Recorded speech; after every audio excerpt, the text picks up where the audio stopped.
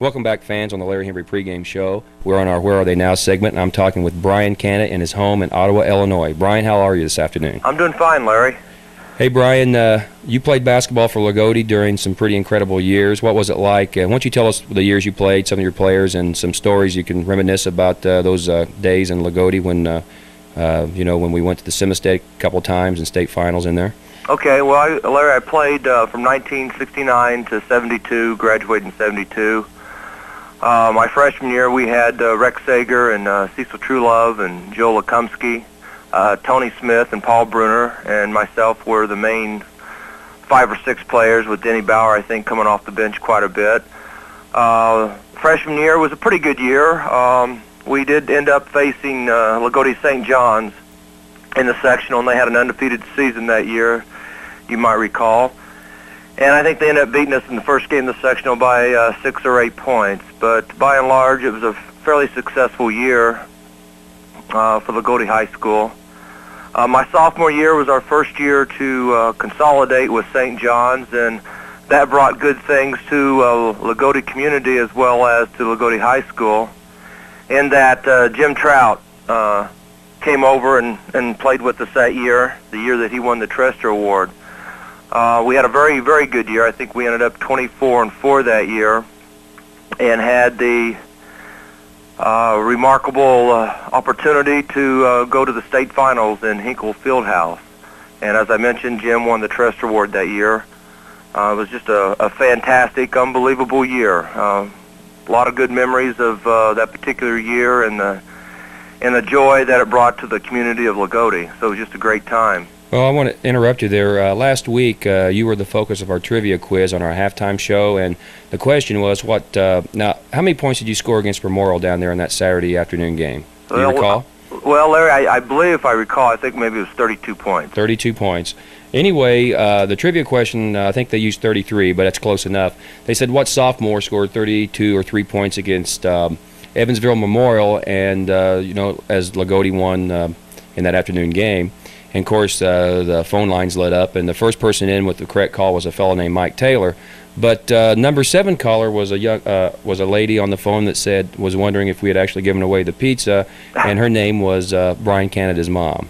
Oh, is that right? Right. So, Mrs. Canada, I couldn't give her the pizza, but we did mention her on the air. And, well, that was nice of you. Right. Now, I didn't mean to interrupt you, but you had a great year in 70. But in 71, I guess you guys lost a controversial game in regional, which a play that involved you. Well, and that was actually in 72, my senior year. I'm sorry, 72, right. Right. My senior year, me and Dave Hawkins, Steve Beasley, Billy Butcher, and Alan Crane were the main starting 5. I think Wayne Flick and Danny Jones played quite a bit, came off the bench, did a great job for us. We had an up-and-down year that year. I know during the preseason, Coach Butcher felt like we could have repeated and duplicated a lot of the successes of Loogootee teams of the past, and we just stumbled throughout the year. I think we entered the regular season at a 14-6 or 13-7 type record. But we did have the opportunity to avenge a double season loss to Bar Eve, where we faced them in the sectional game of the final game. And in the regional, we avenged another loss, I think, by beating Bedford in the afternoon game. And then we did get beat by 1 point against Jasper in the final game of the regional. And it was a very controversial call. And to this day, if Tom Nicholson was around, I know he would admit. I'm sure he's around, but if we were talking about it... Now, Tom Nicholson was the official? Pardon me? Was he the official? No, Tom was the opposing Jasper Wildcat player that I allegedly stumbled into, and I can recall that as I sit here right now talking with you, Larry, that I lost some of my footing and appeared to be stumbling a little bit, but I was still like 3 feet or so away from Tom, and he did a very nice acrobatic act in acting like I charged him. Well, I can tell you, as a very youngster, I from Loogootee originally, grew up in Mitchell and was listening to the game on the radio, and you guys had made a comeback, and actually I thought had won the game at the end, and even Joe Edwards thought you had won the game at the end. And it was kind of after all the hoopla that we found out that they had called charging, I believe. That's right. They called charging and fouling me as I was passing the ball to, I think, Steve Beasley, I believe, under the basket, and he laid it up for 2 points. And they nullified the basket. And as you said, we ended up getting beat by 1 point. And that was, it was devastating. I remember that very, very clearly. Well, very disappointing. Well, going back 1 year to 1971, almost made it back to the state finals that year as well. We made it all the way to the final game of the semi-state. Floyd Central had a very strong team that year. Jerry Hale and Jerry Scheschenberger, I think is right. How you pronounce his name. And a big kid in the center, I think his last name was Wright.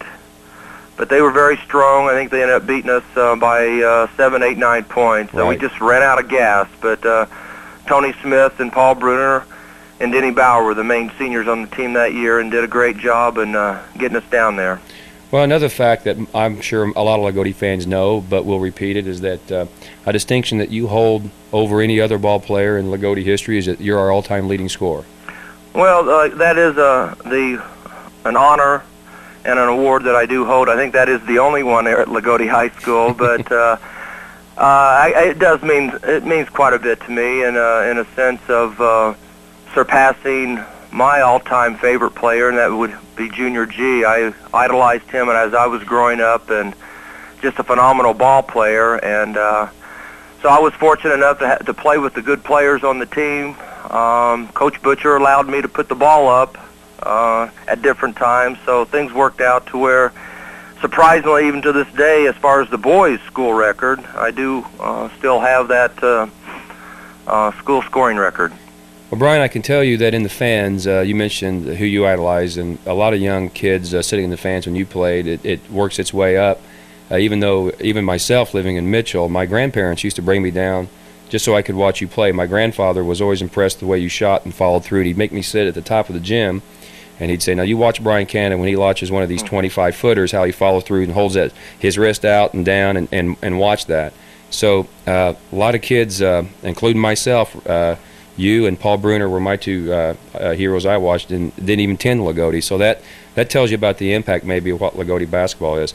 Hey, listen, we're running a little short of time, but I want our fans to know maybe what's Brian's been up to since he's been out of high school in Loogootee. Well, as you mentioned, currently we're in Ottawa, Illinois. I'm a safety and health manager at General Electric Plastics facility. It's a facility of about 500 employees, and tried to operate a safe and healthy workplace. We've been up here about 3 years now.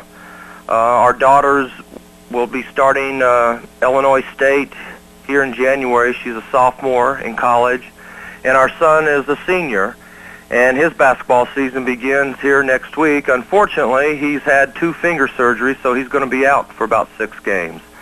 And Diana, my wife, Diana Cox, she is substitute teaching throughout the Ottawa school system. So we're raising a family and trying to make a living and still enjoying sports.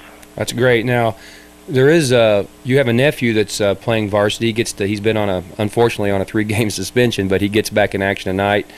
Josh Jeffers.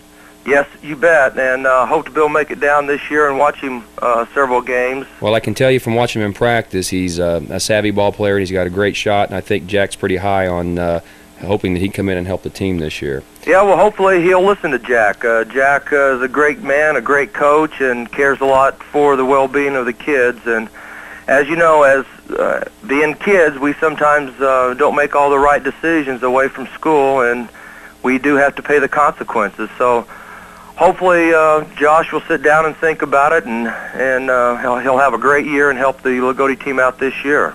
Well, before we go, is there anything you'd like to share with us about Jack? Jack mentioned that he thought you were among the all-time best that ever played at Loogootee. He said there were several. I'm sure you will never get Jack to name one player because he respects many of his ball players. But anything in particular you remember about Jack you'd like to share for our audience before we say goodbye here? Well, I just got a lot of high respect for Jack Butcher. He was with myself personally throughout my high school career, coaching and guiding me to try to make the best ball player that I was.